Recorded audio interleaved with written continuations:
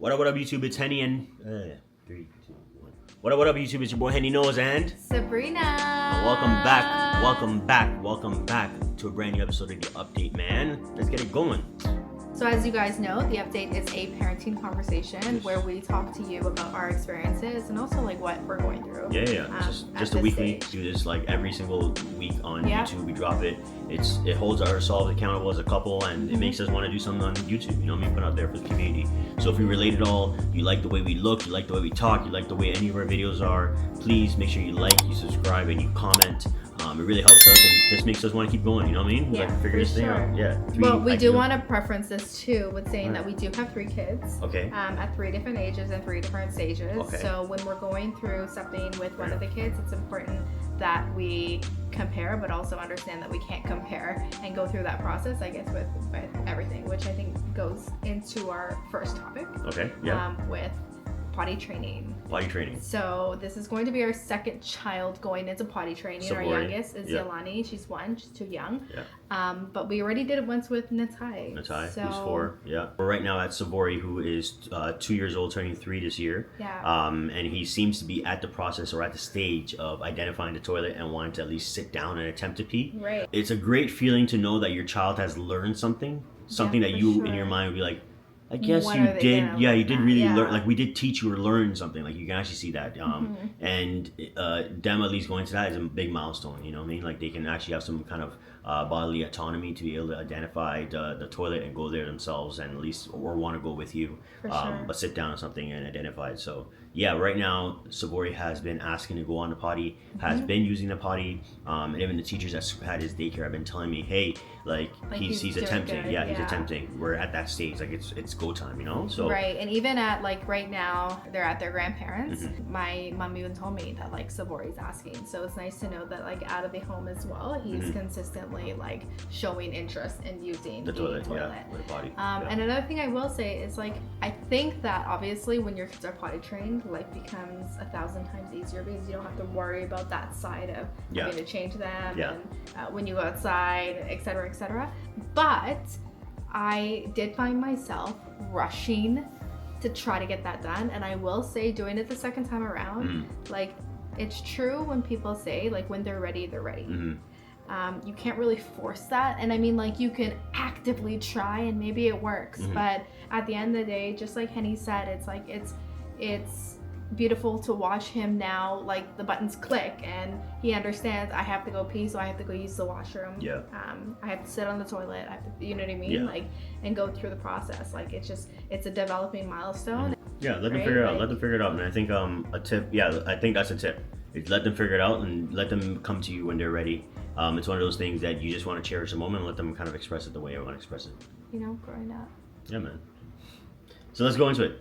Phonics. This is a big thing for us and big thing for it's another milestone in the development of children. But what we're doing and being intentional here is teaching phonics and teaching the verbiage and getting to that stage, specifically with Natai, who's our 4-year-old, by the way, and making sure he's actually get to the stage where he starts reading and pronunciating words correctly. Sabrinah, tell him what you did. What was your intentional move here? Yeah, no, this is our first time kind of going through this, so I just figured that there's so many tools that we can use online, especially to fast pass the process of just figuring it out. So what I did is I went on ChatGPT, and big shout out to ChatGPT. Yeah, I told ChatGPT to give me, I think it's an 8-week plan of teaching my child how to read. And, you know, I prompted, I let them know that my child's 4 years old, and that, you know, junior kindergarten, etc., etc. And it gave me it as if like the child didn't even know their ABCs, right? So it's very thorough. So for example, week 1 starts with having them understand and learn the alphabet, and this has to sing songs with them. Anyways, I'm sure you guys can tap in and check it out. Since we know that Natai knows his letters, one thing I just wanted to double check was whether or not he understood his capital letters from the lowercase letters, because I know some of them have been tricky. So what I did is I'll show you guys right here. I created this huge poster with the entire ABC, both uppercase and lowercase. I drew in the uppercase, and then for the lowercase, I put them on sticky notes, and I did a little scavenger hunt. He absolutely loved it. Yeah. Keep him entertained. A scavenger hunt took a full An 40, hour. 30, almost 40 Yeah. minutes or 50 minutes. Even at the same time when he was doing that, I'm sitting on the bed watching him do it because we had it on the wall in the room. And Sabrina, it got Sabrina time to be in the kitchen also making dinner. So it's like, it's cool for the kid to do a scavenger hunt, learning something, like learning how to, the identification of the different letters, but then also gives your time to either mom or your daddy to be doing whatever they need to do and preparing themselves. Yeah, so, and even like to be honest, like the next day, I was Yeah. able to utilize it in a different way. I Yeah. just took all the sticky notes off and I put them in the room and I said, all right, Natai, like your task today is to put all these sticky notes in the corresponding place, and then when you're done, let me know. Yeah. And he hung out in there, and I was just with Yelani, and I think I was like preparing dinner again.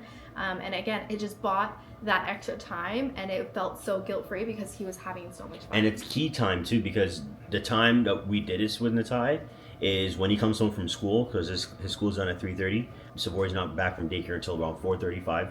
So that hour and a half period, Natai's usually always at home bored, asking to watch his iPad, he's just running around bothering, being a kid, but like a little bit more expressive. And we need that time to get ourselves prepared for the day when we have all three kids at home. So finding something like that where you can do a scavenger hunt or reading to them or whatever it is key. And that's key time that she allowed us to be able to have. And I will mention, also with Savory, I did do colors, and I let both of them do like numbers 1 to 9. So Natai had a chance to help Savory to hopefully give a little bit of leadership training and skill to Natai. And then, for Savory, just have a little fun. So key tip for all you parents, keep your kids entertained, what I mean? But also do it in a way that's educational and beneficial to you as well at the same time. So the first two things that we talked about were very much kids focused, which is great. But we always try to keep it intentional for our relationship and how we're building our base as well. And how we find time for each other. Yeah. And what we do recently? We literally yesterday, which we're going to be dropping soon. Drop the vlog. We did a little date night. Yeah, we did a date night. Didn't have the kids, and we planned this a while ago. Yeah, back in like December. Yeah. You need to be that prepared, y'all. It's March 1st, and we planned a date from December. But that's a life. That's real life. Parents, if you're watching this, you may have one child, you may have 2 or 3 or 4 or 5, whatever. Or the mom or the dad can feel like we should be dating every single day or every weekend or da-da-da. It's like, man, life is not always that like linear. Sometimes it's like we're busy for a long periods of time, and sometimes you're stuck in a rut. Sometimes it is that the other. So planning something months ahead, having it on the calendar makes you prepare for it, makes you really intentionally be like, okay, it's coming up, okay, I have the reminder, etc. I can't be lazy about it. It felt great to finally hit that milestone, which is our date night, and be out again, because we haven't had a date night, just me and her, in a while. Just like he said, like the leading up kind of felt just as important, because it didn't feel like, if we didn't have anything, say, planned, when are we going to go out? We haven't planned, when are we going to find the time, get the time, etc. Just like he said, we're very intentional. And, again, you don't have to plan it months in advance, but a couple weeks. Even being intentional with your time, which kind of leads us into the second part of us spending time together, is, whenever the kids would go to sleep, it's like automatic, like shutdown.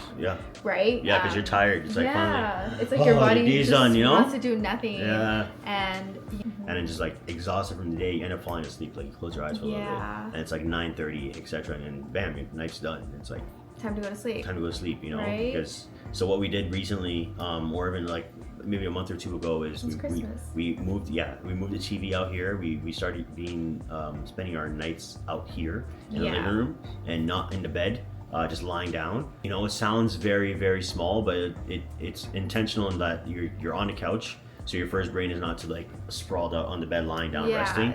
You're a little more like awake, if that makes sense. Exactly, and it's definitely helped me kind of just even be a little more productive. But then also just being able to like watch a show and intentionally be together, and choose the time, and also choose the end time. Not just falling asleep and turn off the TV whenever, but like being like, all right, it's 10 o'clock, like I'm tired, I'm gonna go to sleep. And then using the room, like having that separation, using the room for sleep. So, or the other thing. Joking. But yeah, also another thing, I know a lot of couples may not even think of watching Netflix or watching a show together as like spending time together. But something that she said recently, which I always I felt like it was, but I also didn't want to pressure anybody because I also, you know, I understand not everybody wants it to think like, oh, you're watching a show together is you guys having quality time. But she's like, nah, like, yo, me and you, whenever we spend a Netflix time, whatever, we're watching a show and like It we're paying recharges attention. my battery For for her, sure. she likes that. So I'm like, bet, I already like it. So, but at the same time, I'm not here to tell you don't go outside and, you know, don't go to restaurants, don't go watch a show, etc. No, but I Do the think same that's thing. also important to be intentional with your space and Yes. your time and Yeah. understanding that, like, if we're together and we're watching a show, and if I rather do something else, well, that's my time to say I want to do something else Yeah. with you. You know what I mean? Whether Yeah. it's home, whether it's out, whatever it is. But on the regular, But on the regular, like when we're Just just chill, chilling and we're like good. sometimes it's just nice to, at least for me, just to be next to my partner, and whether I'm scrolling on my phone or watching the show or zoning out, like I just want your company. ooh, ooh, We in the club. company, Ooh. ooh. That's enough, man. Yeah. Let's wrap it up. That's that. It is Saturday, so it has been a great start to the weekend. We are gonna go pick up our kids because they're not currently home with us. But Mom and dad time is yeah, done, man. That's we it. But really also hope this, you guys- yeah. Go ahead. No, we really hope you guys enjoyed this episode. You guys make sure to give us a like, a comment, and a follow. No, like, subscribe, comment. Sorry, a like, a subscribe, and comment. And yeah, tap in. If there's anything you guys specifically want us to talk about or, you know, want to See, hear if different we've gone vlogs. through it, whatever, Let us know, man. We're doing let us it. know in the comments. Yeah, bro. That's it. With that being said, Peace. I gotcha.